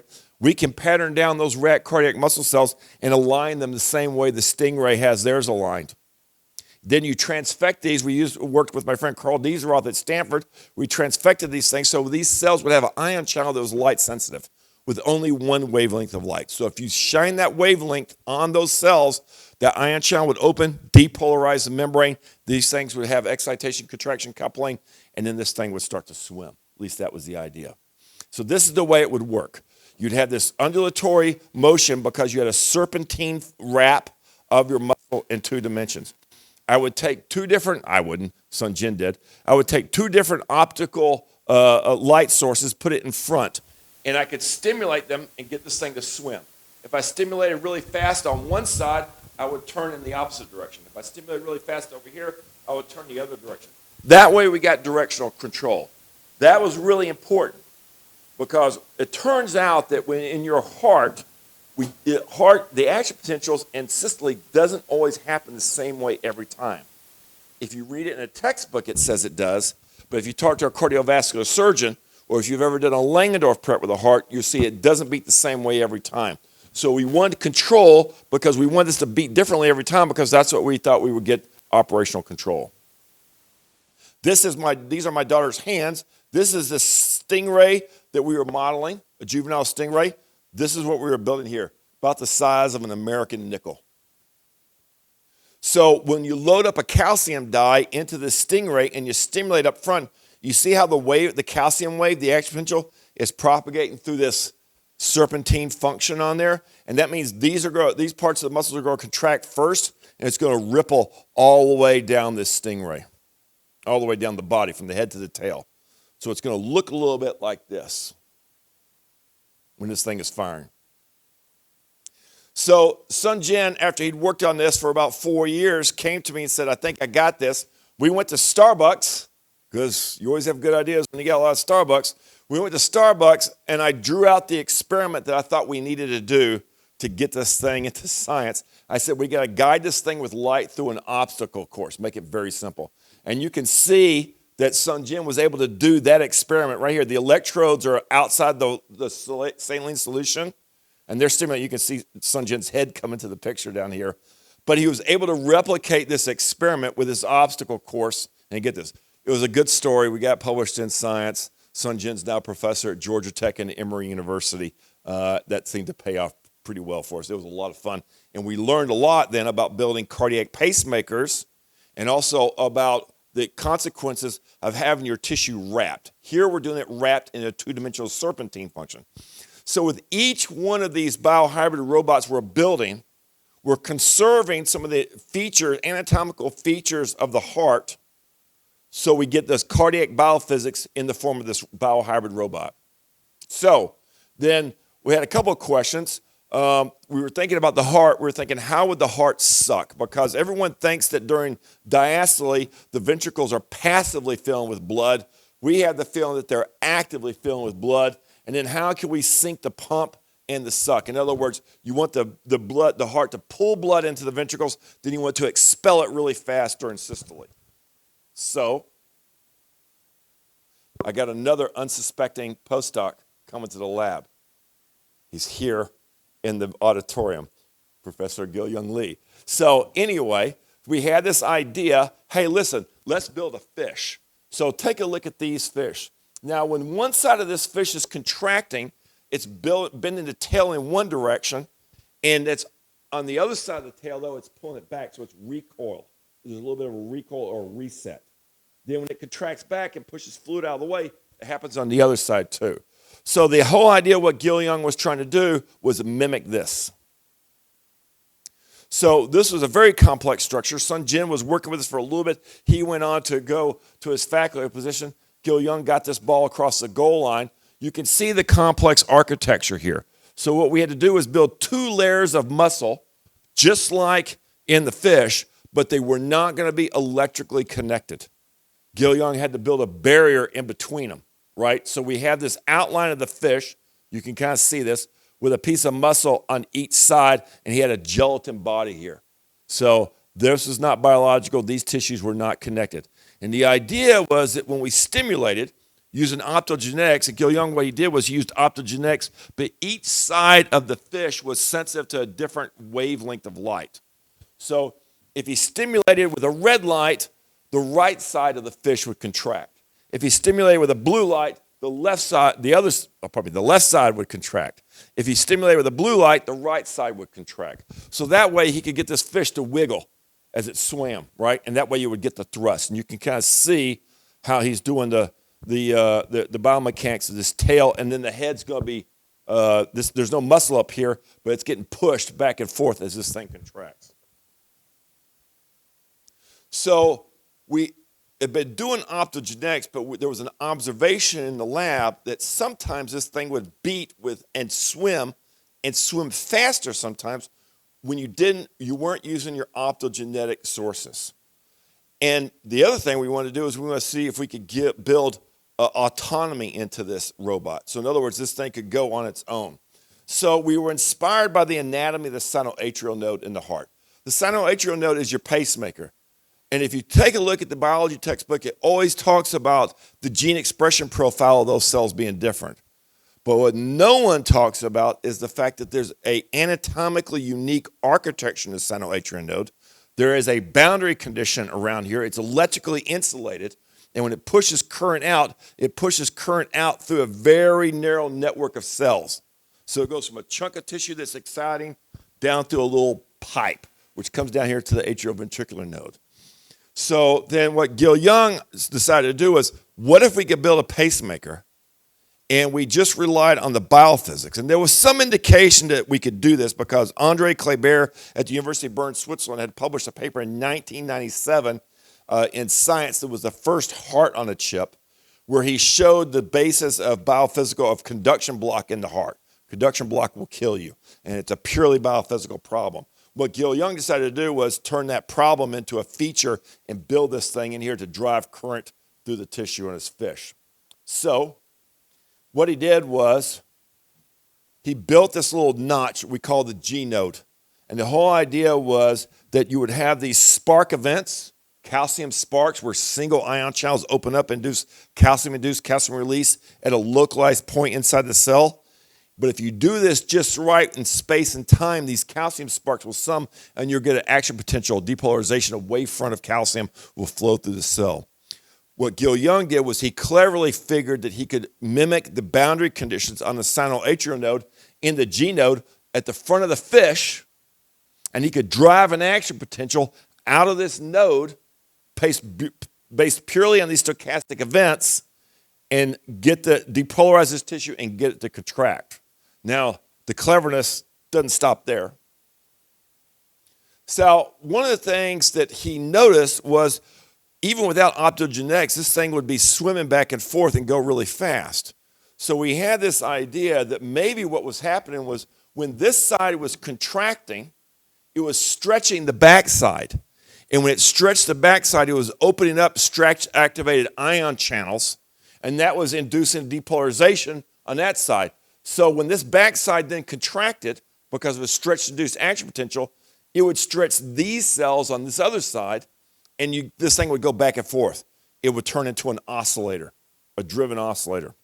So we tested this by, you can kind of see this here. This side contracts, this side's stretched, and then it fires an action potential. This thing starts wiggling. So there's no optogenetics here. And see how this thing is swimming pretty regularly on its own? All you need to do is get the pacemaker, get the original action potential propagating through there, and then see if we can use mechanoelectrical transduction to get autonomy of this thing and get this thing to motor around inside a dish without using optogenetics to drive it. So there's an antibiotic called streptomycin. It's pretty common. If you do cell culture work, you probably put streptomycin in your culture. I advise you to take it out because streptomycin is a stretch-activated ion channel blocker. When you take streptomycin medicinally for some type of infection, sometimes the patients can have trouble hearing when they take streptomycin.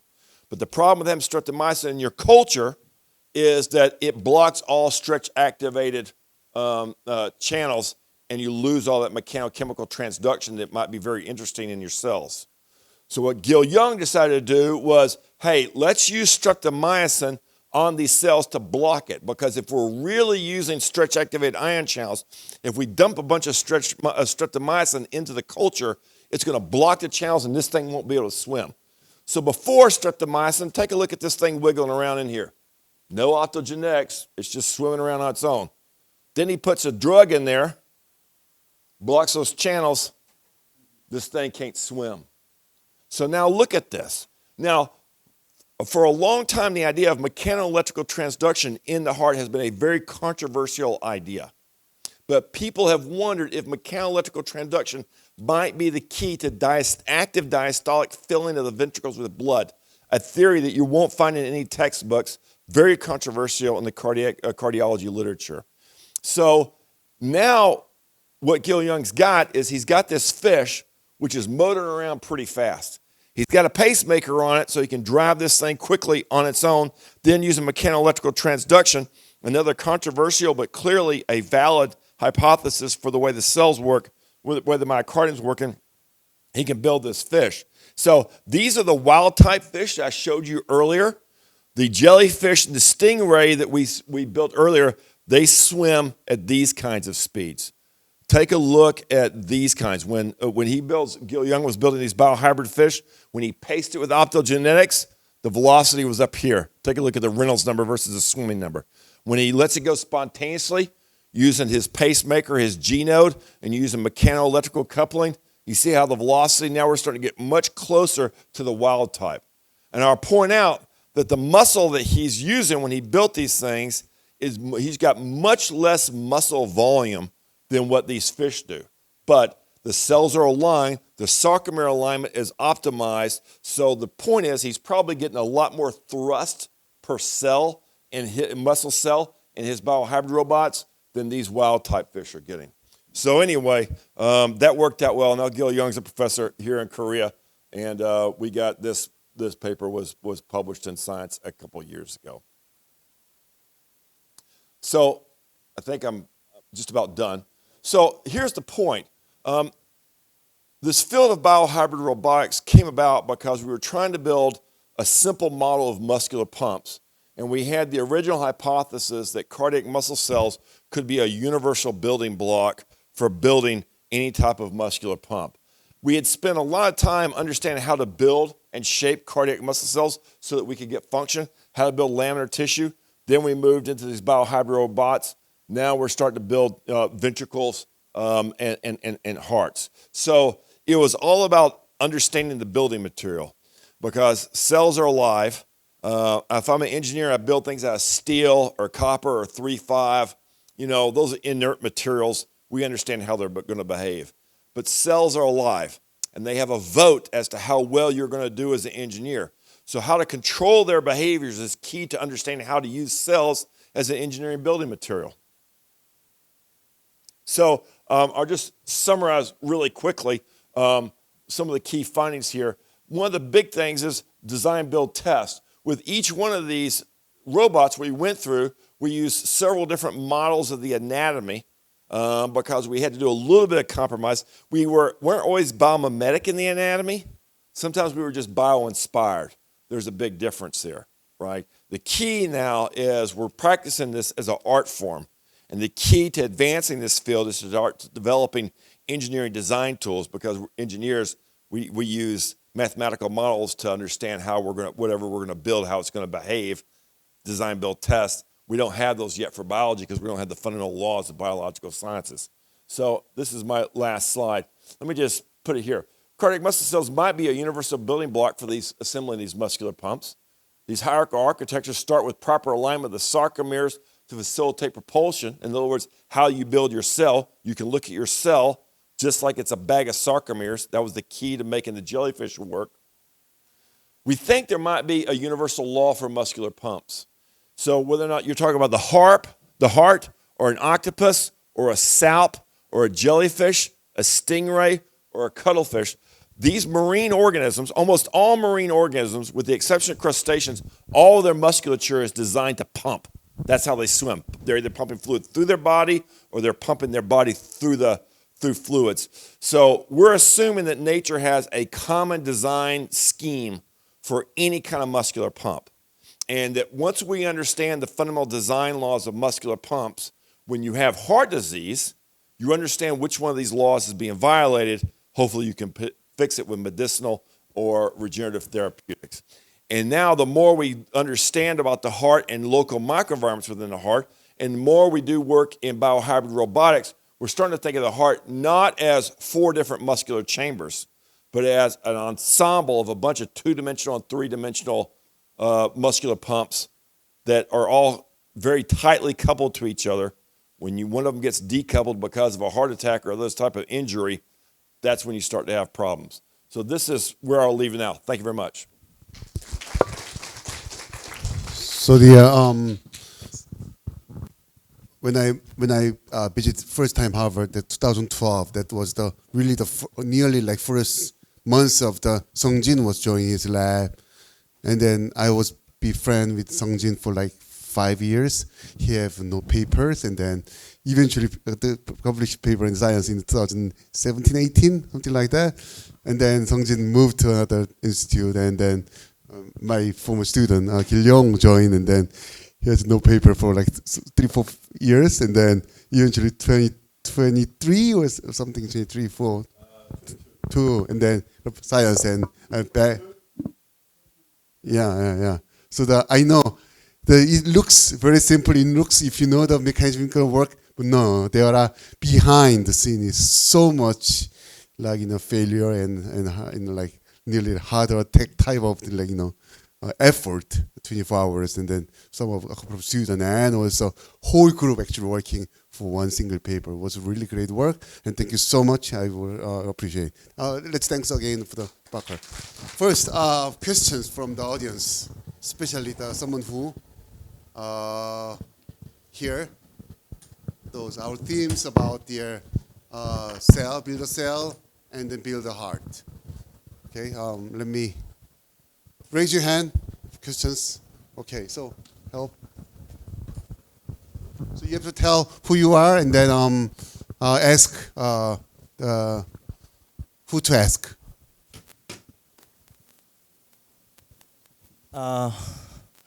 I'm Donyang Kang from Yonsei University, Professor Hyung-Suk Lee's lab. Thank you for the great talks, all of. And I have one question to the Professor Keith Parker. I think thank you for the great talk. And I think you can make the by the muscular thin film by fabricating the longer muscular thin film and rolling that film into the heart shape. You can, I think very simply, can make the heart-shaped beating device using that film.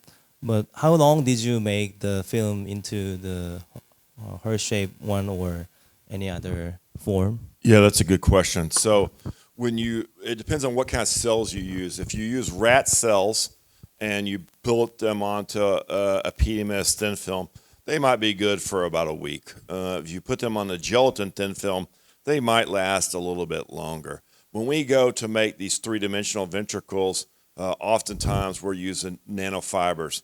But what Sung Jin was really pivotal in doing was extending the culture time with these things when they would swim around.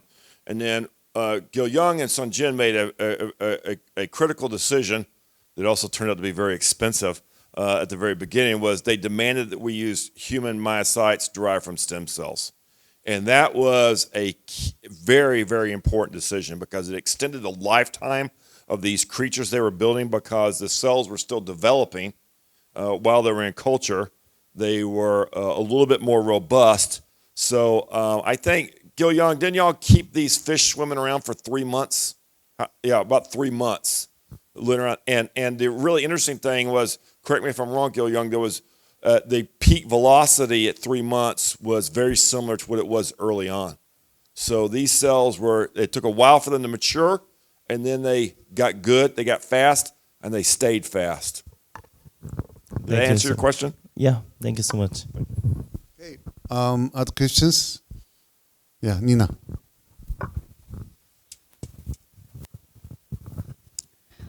Okay, that's very great talks from all of the professor. I have a question for Koyama Sensei. So I was really interested about your molecular docking experiment.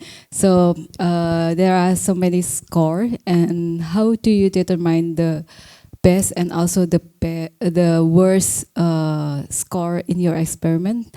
And I saw from your docking pose of your molecule, the mean D and also the membrane interaction. So the highest score is going to the hydrophobic N-terminal hydrophobicity of the protein. So how it can be? So I know that hydrophobic interaction is the weakest interaction among the other binding. Thank you. Thank you. This N-terminus hydrophobicity is the one parameter out of 4. We took 4 scores from the structure prediction. So one is N-terminus hydrophobicity. The second one is like docking probability, which is called PAE, which basically you can get from our fraud prediction. And the third is the the docking score is mean DE complex docking score, and we also guessed the mean E dimer prediction score as a PAE, which is also very important for mean proteins. So we predicted both heterodimer, mean D complex, and homodimer, like mean complex. And the RAS score is basically the overall solubility of the protein. So we took these 4 scores, then averaged all of them, then just sum up, and that's the score we made. Okay, thank you very much for the detail. Questions? One. Okay, then now I have to ask this is very important. We have to actually have some discussion here. So I wanna ask one by one at the, let's say it's starting from the Xiaojun. So the let's say, although I mean it's still far away to make the one single like functional cell, but like let's think about like proto tissue to real tissue. So what effort, what has to be done to make this artificial tissue level from the cell? Well, that's a tough question actually. Well, from my group, actually, we did more on artificial cells or proto tissue I think it's if we made the proto-tissue from artificial cell, that's be a long way to go.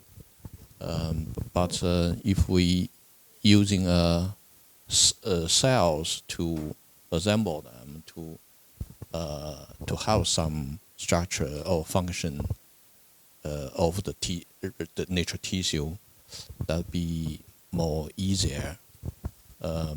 If we bottom up de novo to have a proto tissue, I think we need more complicated artificial cells. And also we need a robust technique to assemble them. Not only as I showed, we assemble them using a kind of magnetic field, and also we try to them stick together using calcium ion to make it a high fusion. Rather than that, I think probably you work can contribute to this using ECM, extracellular matrix. That's make not only in the from the structure and also for the function is more. I think that's probably the right way to go for proto tissues. I think the single most important thing we need to do to go towards synthetic tissues from synthetic cells or even from a natural cell source is the cell has to be metabolically competent enough to maintain itself. As I've said before, a cardiac muscle cell, what you've got 2 days postpartum is all you're going to have for the rest of your life. These cardiac muscle cells synthesize 5% of their proteins every day. That means every 20 days they've completely rebuilt themselves. This is not something trivial to consider. And right now, if you have an immature cell, like an iPS-derived cell that's still developing, the gene expression profile is going to be changing. So there's a symphony of proteins that are being translated. That's really important. It's metabolically expensive. But the second thing is, after you've built these proteins, they all have to be put together. We don't oftentimes talk about post-translational biology, but for those of us that are interested in cell maturity and stem cells, how you put all the pieces together of a sarcomere is not trivial. How you build a gap junction between two cells is not trivial. It takes a lot of energy. And the biggest challenge we're having with iPS cells now in culture is the metabolic competency of those cells. So for the synthetic cells, I would argue that metabolism before anything else is the key to success. Thank you. The same question. So I'm like, let's say, building the artificial tissue. Yeah, I completely agree with Kit that first of all, I'm working on synthetic cells, so I mean, it just works until it consumes the entire energy you input, and therefore doesn't have an ability to maintain its metabolic reaction. So it's not sustainable.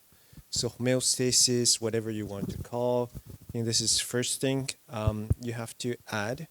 And the other important feature is that the fact that the natural cells have an ability to differentiate. And so the organs or high, ordered tissues, they're probably not exactly the same, so they might play a different role. So assigning different roles to cells at different spatial temporal position. I mean, these kind of things, I think two things. So homeostasis and the assignment of function to different cells. I think these two are very important for going more complex. Do you have any comment on that? Yeah, let me just be quick. I have been making also synthetic cells, artificial cells by myself, and my feeling is we just even don't have a good technology to make lots of cells to make a tissue. So we usually just make a bunch of cells, liposome or GUBs, and just push them to make a tissue-like structure. That's like, in my understanding, that's a current technical limitation. First, we need to develop something, make a more like advanced tissue-like structures out of like bunch of ribosomes. Yeah.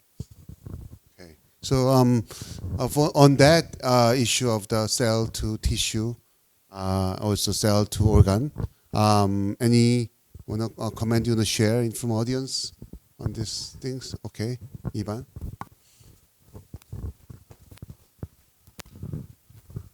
Thank you. After listening to the talks, actually, I see potential collaboration between Professor Han and Professor Koyama, as Professor Koyama tried to mimic the divisions in bacteria situations. And actually, Professor Han already did not only division, but also expression after they're divided. So I'm curious, from Professor Koya's perspective, is there anything that like inspire you from Professor Han's work? And also for Professor Han, is there anything you want to suggest? I know it's a different system, but it seems similar, and then I see the collaboration in here. Yeah, great point. I mean, I totally agree with you. I mean, okay, we eventually, put everything together in a single synthetic cell, which means that we have to divide. We have to like segregate like synthetic genome or functional genome, whatever. I mean, from my side, what I have been doing is to develop a like division system just by using proteins, like higher order protein functions, as I told. So that's my perspective. So, I mean, maybe I first want to develop hopefully a complete division by protein, like pure protein mechanism. And then, of course, going to think to combine with, DNA segregation, and also like DNA replication, genome replication is very important for synthetic cell. Yeah. Thank you. I think the Han might be the same way. We have only 5 minutes, so I have to give the final questions to you guys, and then we'll wrap up within the 5 minutes. So let me ask one by one the same question again. So what do you feel about this bottom-up approach on your field, first of all? And then a wrap up from the last 3 days, 4 days, we are actually talk and eating and discuss so many things. What did you learn? So first, the bottom-up approach in your field, and then just what did you learn from this whole BrainLink, and then we're wrapping up. Okay, so please. Well, after these 3 days intense meetings, I learned a lot actually. From the pill system, from Tomo, and also the mean system may potentially used in combined with our system from Susi, and also some extracellular things.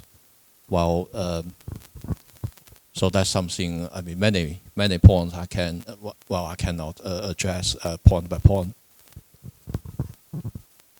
But the other thing is I inspired by Keith, but the science can really helpful to science.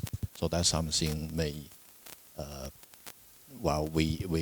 we will think about that in the future to help us to do science. Really.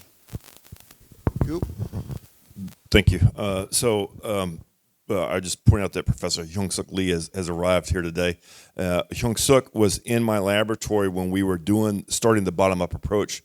We spent the first 10 years just trying to understand the cell. Before we ever built an actuator or a piece of tissue, how the cell shape controls sarcomere alignment, the way the mechanical properties of the nucleus and how that might be affecting us. So I don't think there's any other way to do this but bottom up, because you have to understand your building material. I'm not going to build a bridge before I understand what kind of steel I'm putting in there. So I can't build a tissue unless I understand my cell. And Hyung-Suk and I grappled together with those problems for a couple of years there. And we did this in our group for 10 years and still occasionally work on this thing. So I think that when I took a look at what everyone was doing, I was struck by, and I did do my homework, and I wrote this in my homework, I was struck by how interdisciplinary this type of work is. And it's somewhere in the interface between applied chemistry, material science, and biology. And biology, I mean everything from molecular biology up to cell biology and physiology. It's very challenging to train young people to do that. I think the one capability gap that I see in this, amongst all these that would maybe help us, is mathematical modeling to understand these scaling laws from subcellular constructs to tissues. And I think bringing the modelers in, and where we don't have mathematical models of cell life, we use AI systems to help bridge those gaps and map those spaces where we have unknown unknowns, is going to be pretty important. So I think the bottom-up, to answer your question, Professor Shin, I think the only way to do this is the bottom-up approach. Thank you. So the question was, So what do you think about? What do you think the perspective of the bottom-up approach in Perspective, your field? bottom-up approach. And Yeah, then wrap okay. up the whole meeting. Yeah, okay, yeah, thank you. Okay, sorry, it's a bit complicated. Although, yes, although I'm working with bottom-up approach, I think the reason why it's so popular and people find this approach very interesting is because it's kind of similar to the way we create like robots or industrial things. So basically, we human beings start building like parts and then start assembling cars and planes and so on and so forth. They all start from small things and make it more complex. So we're kind of trained to think in this way. And that's why if we think that we might be able to synthesize a cell in a similar way or a tissue in a similar way, but this could be completely wrong, and that's what I'm always thinking. Mm-hmm.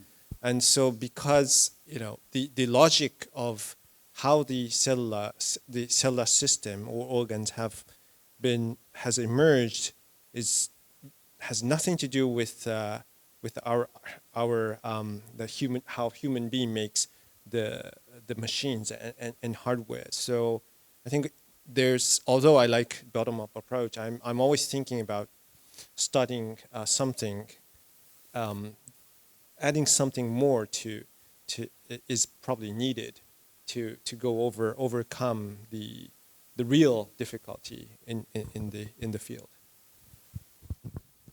Yeah, great, thanks. Yeah, I was really amazed by so many excellent talks in the past days, and especially Professor Park's by robots.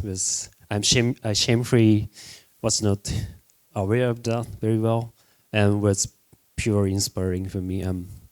So one thing I'm feeling, I have been doing this bottom-up approach for 10 years, almost 10 years, and one thing I'm always feeling is that so basically we are trying to build up or construct artificial cell, synthetic cell, right?